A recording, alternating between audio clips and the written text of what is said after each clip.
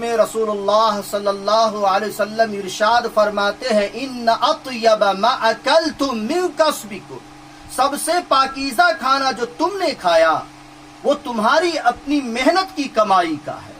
ایک مرتبہ صحابہ کرام نے دریافت کیا، یا رسول اللہ، اے اللہ کے رسول صلی اللہ علیہ وسلم، ای الکسب اطیب، کون کمائی سب سے پاک ہے؟ سرکار دو عالم تاجدار مدینہ امام الانبیاء صلی اللہ علیہ وسلم نے فرمایا عمل الرجل بیدہ وکل بیع مبرور، آدمی کے اپنے ہاتھ کی کمائی اور ہر وہ خرید و فروخت جو شرعی قباحے سے پاک ہو۔ بخاری کی روایت ہے، اللہ کے نبی حضرت داؤد علیہ السلام بھی محنت و مزدوری کر کے ہی کھاتے تھے۔ ناظرین، ایک واقعہ یاد آتا ہے، ایک شخص تھا، وہ خوشحال شخص تھا، گھر میں کوئی پریشانی کوئی تنگی نہیں تھی، اللہ نے مال و دولت سے نوازا تھا، اس کا ایک اکلوتا بیٹا تھا، اس کے پاس کوئی ایکسپیرینس نہیں، کوئی تجربہ نہیں، کوئی ہنر نہیں، نہ کوئی سلیقہ، نہ کوئی رہنے کا ڈھنگ، نہ بولنے کا کوئی ڈھنگ، نہ کمانے کا کوئی طریقہ، سلیقہ، کوئی ہنر۔ وہ ماں کا لاڈلا اور پیارا بچہ تھا، بس ایک ہی کام تھا، ماں سے پیسہ لیتا اور پیسے لے کر کے اس پیسے کو بازار میں، چوک چوراہے پر، دکانوں میں اڑاتا، بس وقت کو یوں ہی گزارتا رہا۔ ایک مرتبہ اس کے والد نے بیٹے کو بلایا، کہا کہ بیٹا ادھر آؤ، اور فرمایا کہ بیٹا تم جوان ہو گئے ہو، تم بڑے ہو گئے ہو، تم بالغ ہو گئے ہو، اب تمہیں کچھ کرنا چاہیے، محنت و مزدوری کر کے کمانا کھانا چاہیے، اپنی ذات پر بھروسہ رکھنا چاہیے، کچھ کرو۔ بیٹا کو غصہ آیا اور کہا کہ مجھے کچھ نہیں آتا۔ باپ نے کہا کہ میں جانتا ہوں کہ تم کو کچھ نہیں آتا ہے، لیکن کچھ کرو، محنت کرو، مزدوری کرو، پسینے بہا کر کے کچھ کماؤ کھاؤ، اور آج ہی شہر چلے جاؤ اور شہر جا کر کے ایک اشرفی کما کر کے لاؤ۔ باپ کی اس نصیحت کو نوجوان کی والدہ سن رہی تھی۔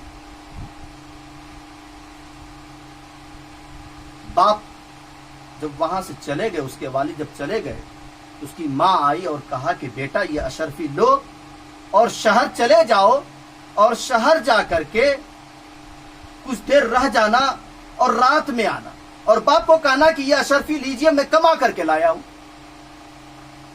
بیٹا شہر چلا گیا اور رات میں آیا اور باپ کو وہ اشرفی دیا اور کہا کہ یہ اشرفی میں نے کما کر کے لایا ہے۔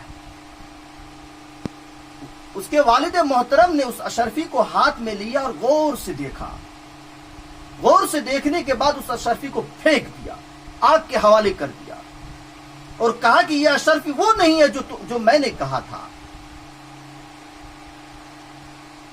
دوبارہ شہر جاؤ اور شہر میں جا کر کے محنت و مزدوری کرو اور اشرفی کما کر کے لاؤ، اس مرتبہ جلدی مت آنا۔ چنانچہ پھر جانے کا جب اس نے ارادہ کیا، اس کی والدہ آئی اور اشرفی دیا، کہا کہ بیٹا یہ اشرفی لو، شہر چلے جاؤ، جلدی مت آنا، 2-3 روز کے بعد آنا، اور کہنا کہ ابا جان یہ اشرفی میں نے کمایا ہے، یہ میری محنت کی کمائی کا ہے۔ ٹھیک اسی طرح اس نے کیا، ماں سے اشرفی لے کر کے شہر چلا گیا، 3 روز کے بعد واپس آیا، اپنے والد کے ہاتھ میں یہ اشرفی دے کر کے کہا یہ اشرفی میں نے کمایا ہے۔ پھر اس کے والد محترم نے اشرفی لے کر کے غور سے دیکھا اور آگ کے حوالے کر دیا اور کہا کہ یہ اشرفی وہ نہیں ہے جو میں نے کہا تھا۔ تیسری مرتبہ اس کے والد محترم نے کہا پھر شہر جاؤ اور شہر جا کر کے اشرفی کما کر کے لاؤ۔ نوجوان کے چہرے پر کوئی شکن نہیں، کوئی رد عمل نہیں، غور سے سنتا رہا، غور سے سنتا رہا۔ اس کو ریئلائز ہوا، احساس ہوا، بغیر محنت و مزدوری کر کے جو اشرفی لا کر کے والد محترم کے ہاتھ میں دیتا ہوں، والد محترم اس اشرفی کو آگ کے حوالے کر دیتا ہے۔ اب میں حقیقت میں کما کر کے لاؤں گا۔ چنانچہ وہ نوجوان والدہ کے جاگنے سے پہلے شہر چلا گیا اور 1 مہینہ تک محنت و مزدوری کی، اور 1 مہینہ تک محنت و مزدوری کر کے اشرفی کما کر کے مسکراتے ہوئے والد محترم کے سامنے آیا اور کہا، ابا جان یہ اشرفی لیجئے، میں نے محنت سے کمایا ہے۔ اشرفی کو والد محترم نے ہاتھ میں لیا، پھر غور سے دیکھنے لگا۔ غور سے دیکھنے کے بعد اس اشرفی کو پھینکنے کی کوشش کی۔ جیسے ہی پھینکنے کی کوشش کی، اس نوجوان نے اپنے والد محترم کا ہاتھ پکڑ لیا اور کہا، ابا جان خدا کی قسم کھا کر کے میں کہتا ہوں، واللہ میں نے یہ اشرفی محنت سے کمایا ہے، میری محنت کی کمائی ہے، میرے خون پسینے کی کمائی ہے، میری یہ گاڑی کمائی ہے، اس کو مت پھینکیے۔ باپ نے کہا کہ حقیقت میں بیٹا تم نے محنت سے کمایا ہے۔ بیٹے کو گلے لگایا، سینے سے دبایا اور کہا کہ بیٹا اب تم جوان ہو گئے ہو، اب تم لائق ہو گئے ہو، اب تم کچھ کر سکتے ہو۔ میں نے پہلی مرتبہ اشرفی کو پھینکا تھا، تم نے کوئی افسوس نہیں کیا۔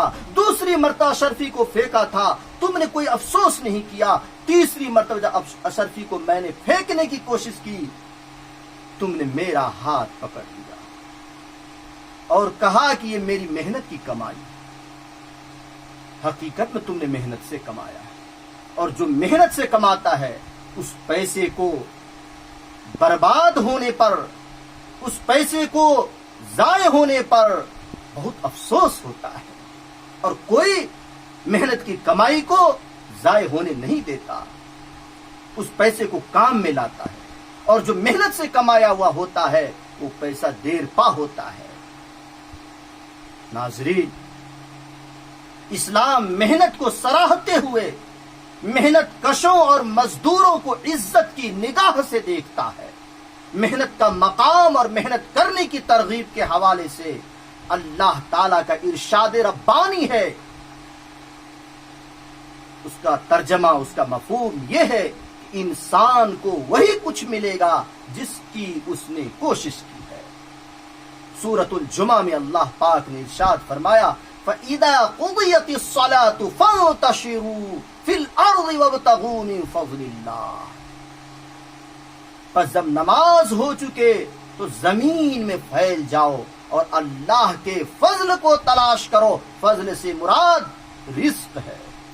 سورۃ القصص میں ہے، وَلَا تَنْسَ نَصِيبَكَ فِي الدُّنْيَا، تمہارا جو حصہ دنیا میں ہے اسے نہ بھول جاؤ۔ ناظرین، اسلام حلال کمائی کو پسند کرتا ہے، اسلام حرام کمائی کو ناپسند کرتا ہے۔ حلال کھائیے، حلال کمائیے، حرام کاموں سے بچیے، حرام کمائی سے بچیے۔ یہی میری تقریر کا خلاصہ، یہی میری تقریر کا نچوڑ ہے۔ وما علینا الا البلاغ۔